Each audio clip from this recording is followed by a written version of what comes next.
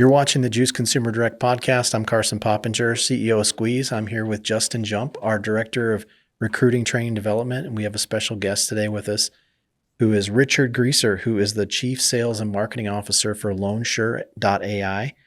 And he leads growth and strategy across marketing, sales, all the demand generation, customer acquisition for their group. And he has an extensive background in fintech, financial services, consumer lending, and performance marketing. Richard spent most of his career helping organizations build scalable revenue engines while improving their customer experiences and delivering great outcomes for his partners and clients.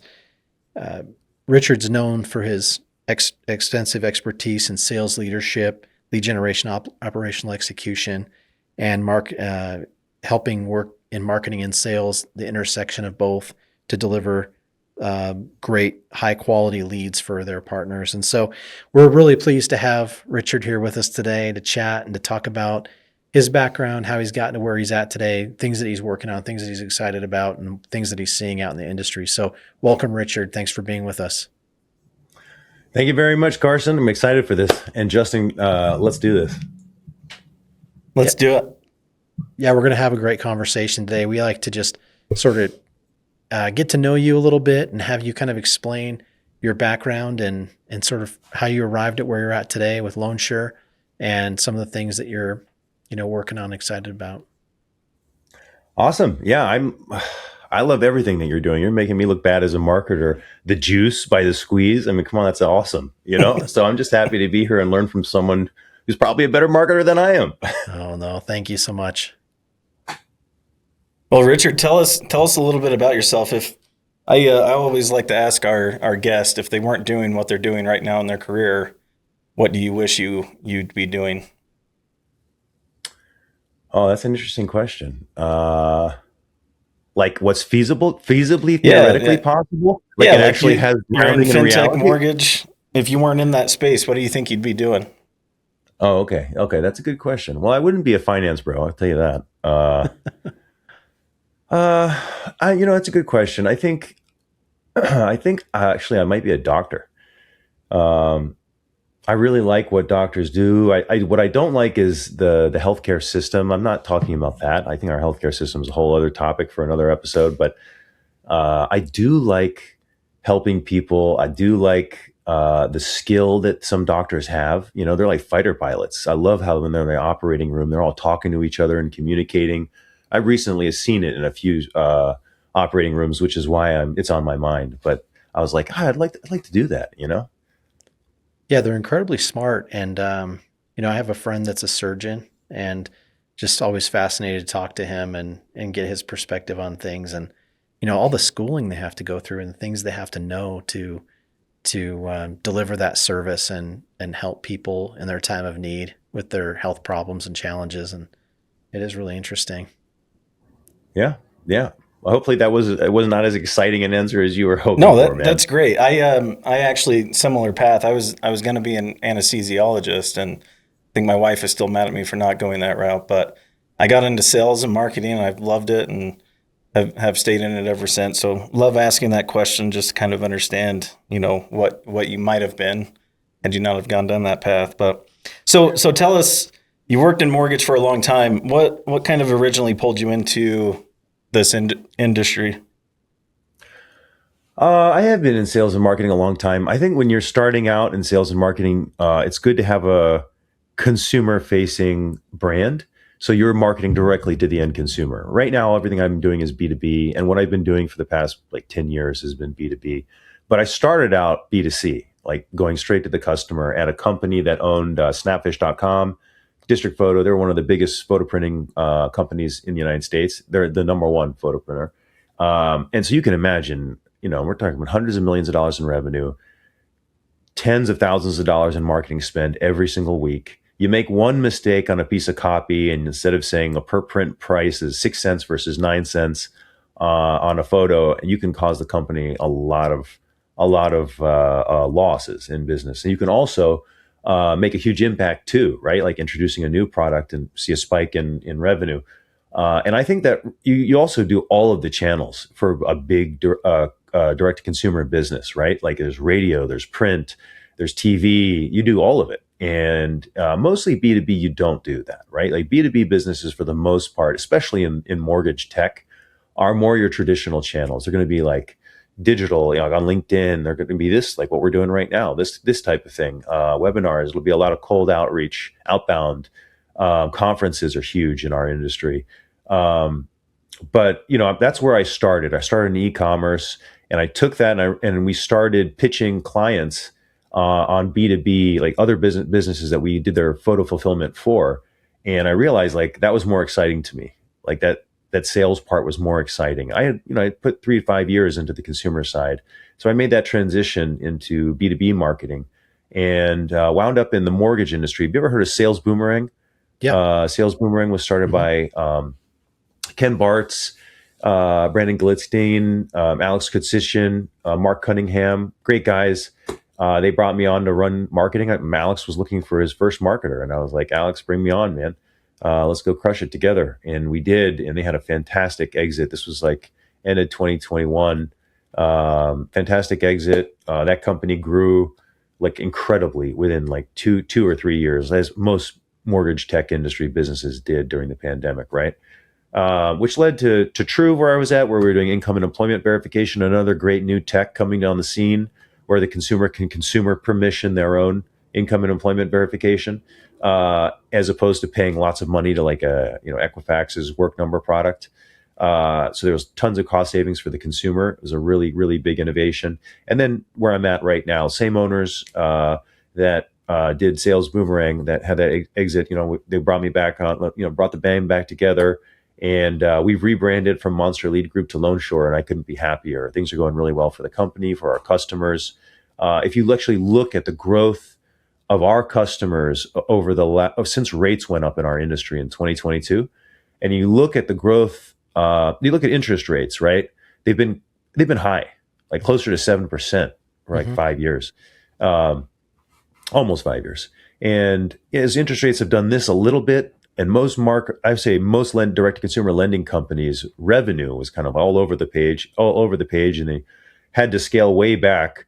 Our clients' revenue consistently grew over that time, and they've been taking market share like crazy. And so that's why we're successful. It's because our customers are successful. I love that. I love that name too, Loansure. That was a great rebrand and strategy. Much like you, I started in the consumer marketing, marketing to consumers. I loved being able to, send out some copy. We did a little direct mail too, and email and things like that. And it's like you get the emotion up with the consumer to the point where they're interested and they respond and they take action. It turns into an inquiry, and inquiries turn into prospects and sales. And that's what really hooked me on sales and marketing as well. And today in the business, we still do, mostly our business does perform consumer marketing and outreach. All of our teams focused around that. I've kind of shifted. I handle more of our like B2B marketing and strategy that way too, where, you've got to do similar things. You've got to generate interest with your ideal client and get them to respond and partner with you and build credibility, all those types of things. And, it's fun. It's exciting. I love marketing, and it's great to talk with good marketers too, like you. So glad you could be with us today. So tell us a little bit about how you're positioning Loansure itself against competition, industry, and how you stand out. I will definitely do that. I would definitely want to take a second and give you a compliment really quick, though. Your business. When we were at an Accelerate event, and I was talking to, that's how I got to know some of your team. Your business inherently gets direct to consumer lenders to say how, right? This might sound racist, but in sales, it's not racist. But in sales, you say like, how do you do that? You want everybody to become Indians who is listening. How do you do that? That's the greatest thing you can do because you're generating demand. You get on and talk to them, and you can explain how. It's the best thing. And everyone who was listening to you guys around me, the direct-to-consumer lenders that were literally sitting at the table, were saying, how do they do that? And I think more, it's like they want to know your unit economics. They want to know how you can do it cost effectively because they can't make it work cost effectively. And that's just so awesome to be in a room when you start seeing your potential customers. So there's a compliment I'll just give you right there. Your business intrinsically creates Indians Oh, among potential customers. thank you so much. I mean, we have a great team, and it's great to hear that they did a great job out there working with those that were at the event and explaining our value proposition, right, and what we do. That's sort of how we approach things. Is like, what's the problem we're solving, and how do we generate interest around that problem, recognizing like that's a relatable problem. I have that problem too. How do you solve that, like you said? And I think that's how we start conversations. And we try to, I think some marketers make the mistake at those events, and I've seen it where they'll have like their booth and they'll have all kinds of things they do written up on the wall and on their banners and posters and explaining everything.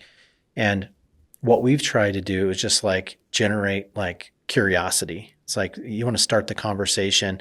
We want our people to be able to explain, what it is we do and understand like a lot of that discussion isn't going to be pitching. It's going to be asking questions of who we're talking to. So it's, let's just get people to respond and be curious, and then we can ask the questions. And believe it or not, the funny thing is like the questions we ask usually do all the selling. It's like the fact that you're asking me these questions tells me that you know what you're doing, and Yep. that we hear that over and over too. So it's yeah, sometimes less is more. They say less or whatever, and yeah, we feel like it's really about the company. It's like what kind of challenge are you facing, and how are you approaching that, and what kind of challenge are you having, and let us explain maybe some of the things that we do and how we solve it, and that's what forms a good partnership too. So Yeah, absolutely.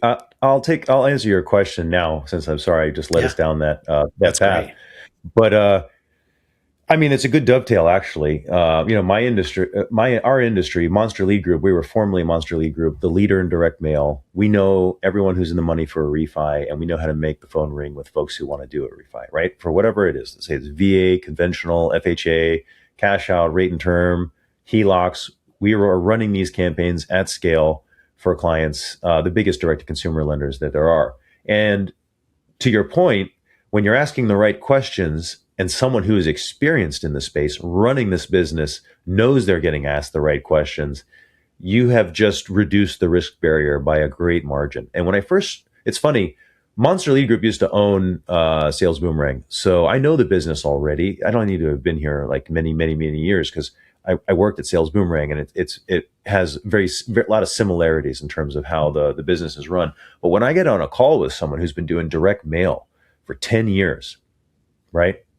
They know the business, and you cannot BS someone who's been doing it for 10 years. You better know it as well. Mm-hmm. So at first, when I started, I would have, like, I was at LeadsCon this year, and I was with my founder, Ken Bartz, really smart guy. And he has been in this space since he started this company back in 2012, been crushing it ever since. And I had an opportunity to get up on a panel with a few other folks on stage. And I was with Ken, and I was like, Ken, you're going on the panel. There's no chance I'm getting on this panel. We've got like the godfather of like direct mail marketing with me right now. It makes no sense for me to get up there. And you could tell he got up on the panel, full house. And when he was speaking, people were rapt, right? Like most direct to consumer lenders who want to drive pipeline are doing some form of direct mail already. And when he is speaking to everybody, he's not talking about stuff at like a really high level. He's talking about, he ran a direct to consumer lending company. He's dropping real examples about the types of envelopes being used, right? When he was doing it and how it's changed back in 2007 to now. I mean, like, just totally different. So, I've built that experience from being mentored by Ken in our space. So look, to answer your question about how we're positioned, we're actually creating our own category. We're a loan acquisition system now. Loansure is a loan acquisition system. We're soup to nuts, everything. Full funnel accountability, a growth team that's there to make sure you hit your growth targets. We want to be a one-stop solution to a direct-to-consumer lending company who wants to grow their business. So you come to us, we're going to tell you based on where you're competitive, what programs we should be running. We're going to work with the data and the targeting and have all of your audiences set up. We do that all for you. The creatives that we know are performing because we're testing them across all of our clients right now. We're going to look at every single phone call that comes in, and we're going to tell you what's performing and what's not, and how you can get better. That's the most important part, is with Loansure's new tools that help you convert every one of these leads that, Monster Lead Group built its chops generating. Now Loansure is going to help you close all of them with a lot of these AI-enabled tools that we're bringing. It's really cool to see, actually. You get this. We have this CPA estimator, essentially a calculator, where you can look at your current cost per acquisition, and you can see, like right now, let's say you're at 70% answer rate for calls coming in, right? And we want you to get to 90%. And you can just slide the slider over to 90%. Boom, you're saving $300-$400 on your cost per acquisition. And it's actionable. It's something you can go and do immediately with your team. And we'll even tell you, like, hey, this is when all the calls are coming in. They're coming in between 11 and 3 o'clock. Staff up your team during those times. If you just do that, and make sure that, someone's not in the bathroom or on another call, you're going to save so much money. Because when someone calls, they want to talk. You can't control when a consumer wants to talk, So anyways, we're a full funnel accountability company. We're giving all the tools to our consumers, to our lending clients who need to be closing all of these leads and getting good cost per acquisitions.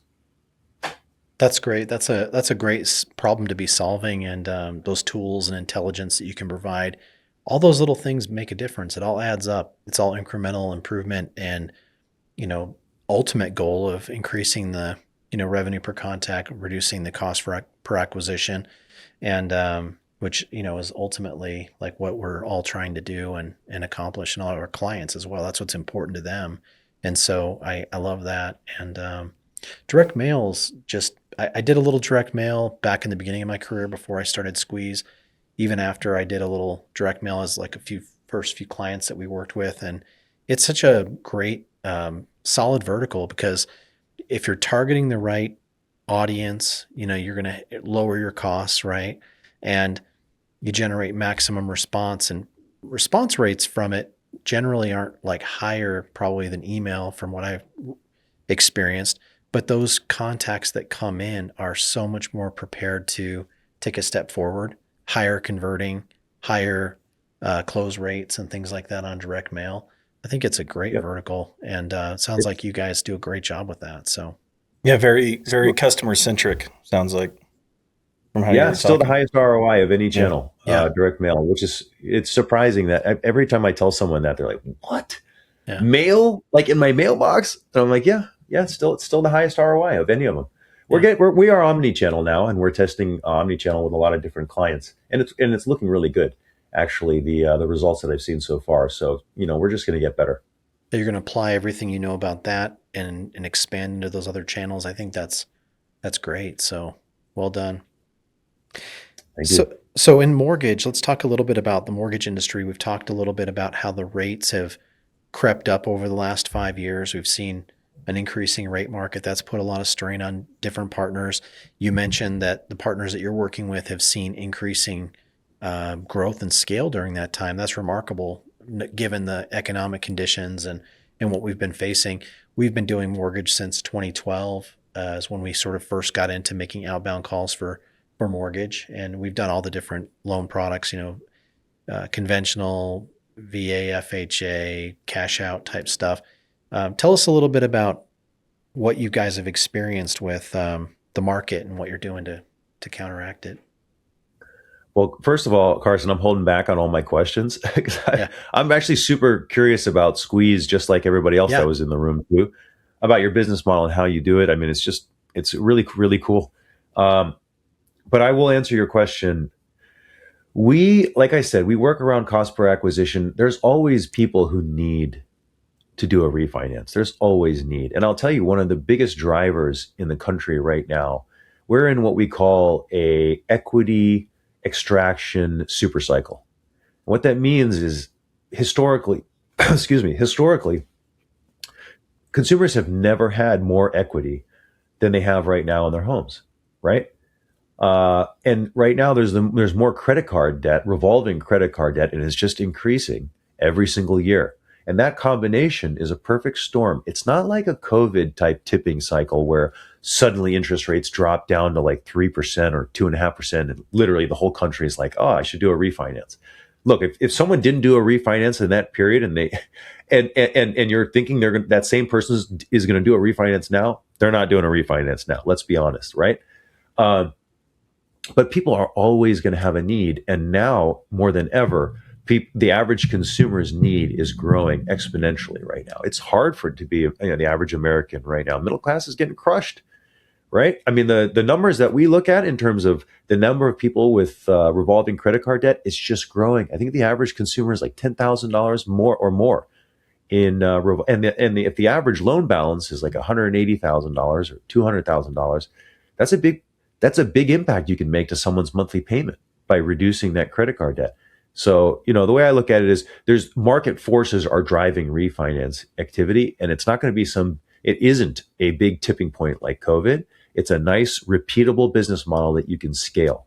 And so that's why customers come to us. They're not coming to us and saying, I want to get the absolute lowest cost per acquisition that's possible of any lead buyer out there. They're like, I want a good cost per acquisition that I can scale and grow my business and become the dominant market player. Those are the lenders that we work with.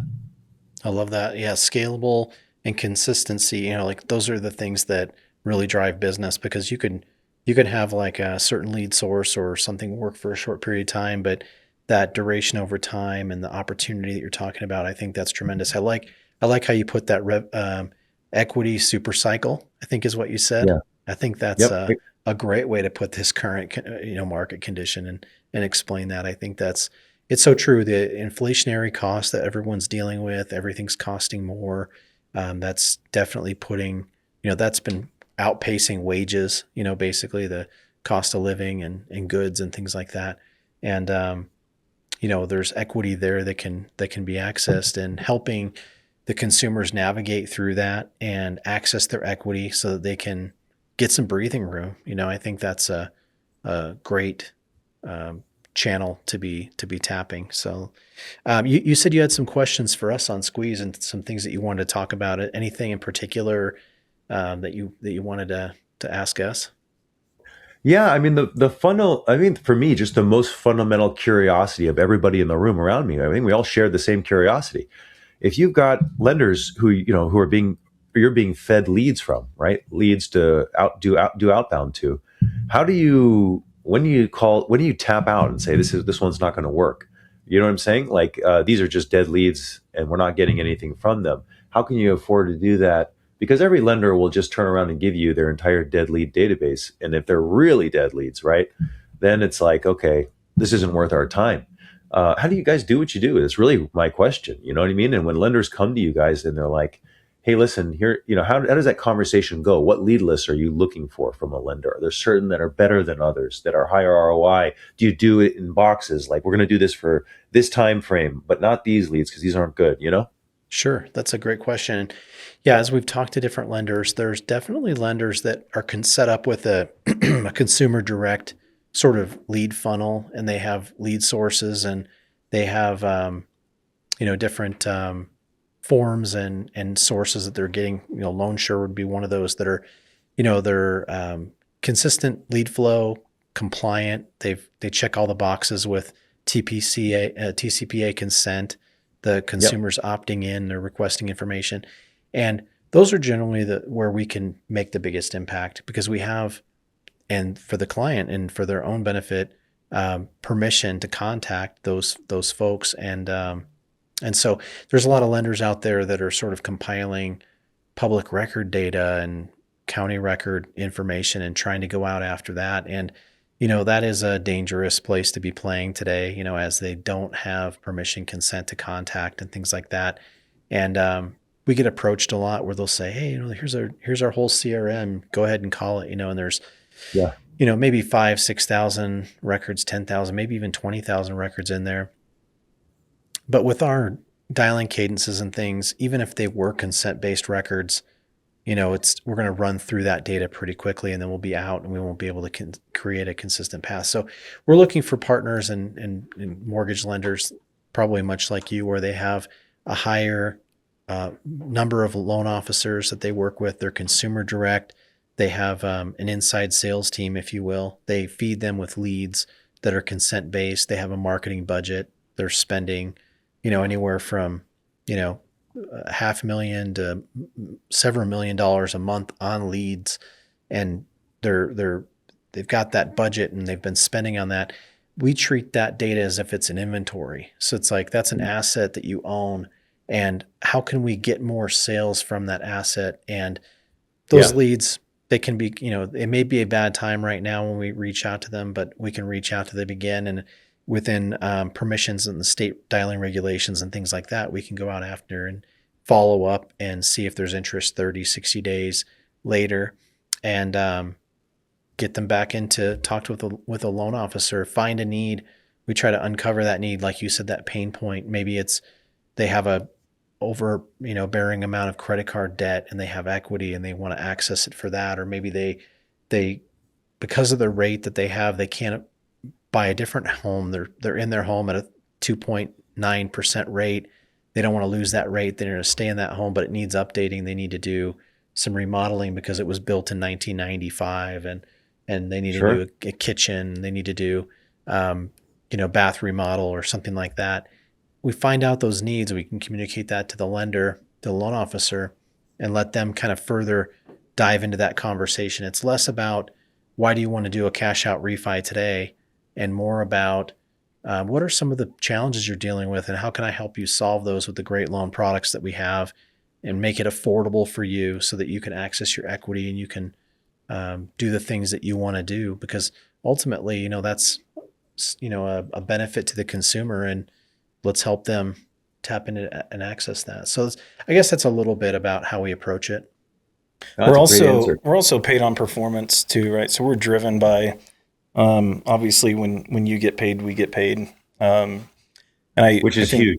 Very strategic about that and who we're hiring and bringing on as our sales reps and who's representing our partners, and making sure those people are just as driven and performance ridden as we are. So.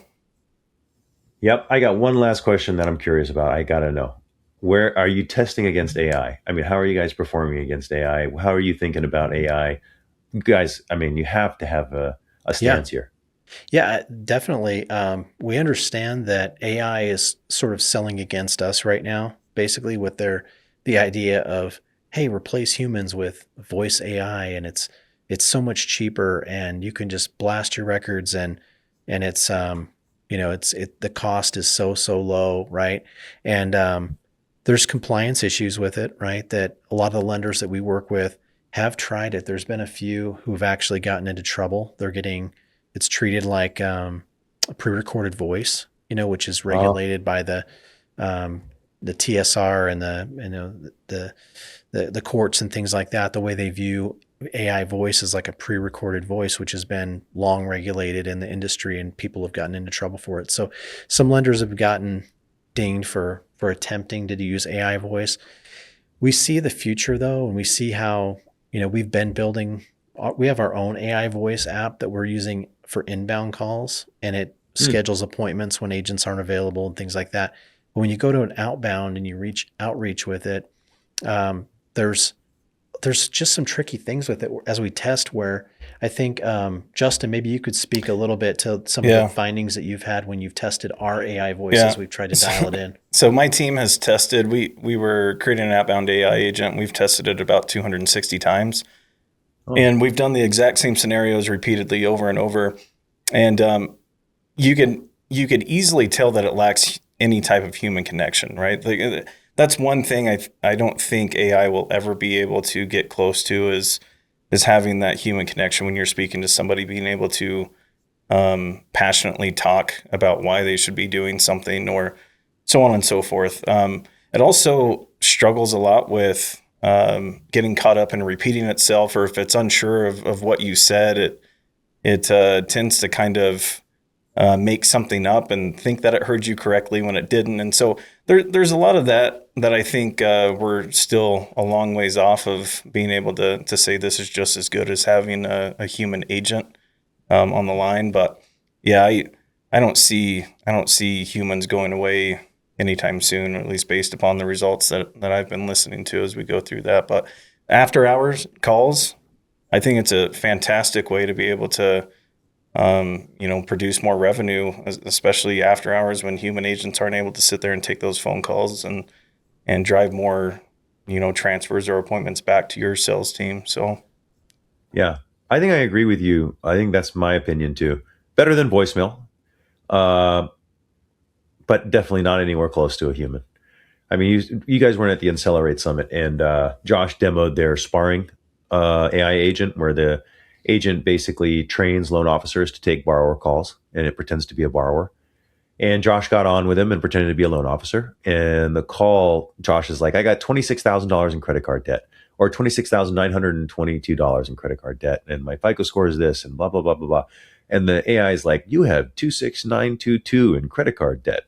Oh, we could benefit you from a reduction of 462 in monthly payment. And but like, it was just so, it's good for training if you're a very green LO, right? And it scores you too. And I thought it was very cool, but it's not at all on the point where you want anything on in production to be talking to a live customer. Those are expensive leads to get a borrower on the phone. And the last thing you want to do is ruin it with that kind of experience. I think there's two trends, basically. Tech's got to get better. And I think the consumer's got to be more open to it. I think younger people will be in 20 years, 10 years, as they get older, I don't know what time frame that is. Younger generations will probably prefer to talk to an AI that are coming in now. My kids are 6, they're twins. I think by the time they're my age, 46, they might actually would rather talk and have more trust with an AI than a human. But that's so far off right now.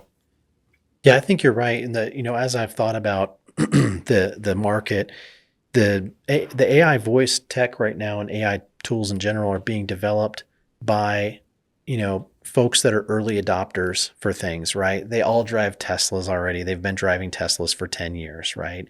Sure. And Yep. and the consumers that are out there, as we talk to, rural, middle America, they're not early adopters, and they're not comfortable with those kind of things. And a mortgage is a very big decision. And they don't want to just turn it over to a computer to figure out for them, because they want things explained. They want to understand it.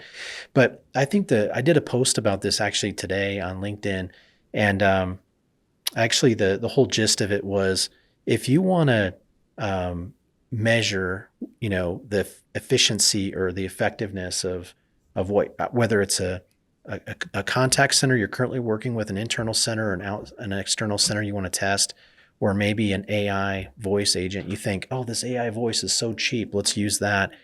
You really need to look at revenue per contact. Revenue per contact is going to be a great metric of, if you're dialing it with a good American, US based human agent versus the AI, what's the revenue per contact? Because if you look at that number and it's drastically different, you can see the missed opportunity. Because when we measure our agents, and one of the big things that I've always been big on is, it's great that you got 7, conversions today that you had, but Steve or Susie that sit next to you on the same campaign with the same data, they got 22, and so you missed 13, 14 conversions that you should have gotten, that you could have gotten if you would have been deploying their approach and their objection handling and their conversational strategies and all those kind of things. And so similarly with an AI, it's like, you don't want to talk to someone and not convert them, because that's just a missed opportunity. You can't call them back again tomorrow and say, hey, I want to talk to you again. And that's one of the issues too with AI voices. Like, you could plow through the data, but then it's done. And, you can't continually call those people back with an AI voice agent. It almost seems like right now the AI bots are more for lay down transfers, lay down appointments, right? Like, if I'm listening to an AI bot, unless I'm 100% bought in already, there's no way I'm transferring, or I'm doing something with this bot. So that's, as we've been testing it, that's kind of the vibe that I've been getting to this point. But super, super interesting stuff.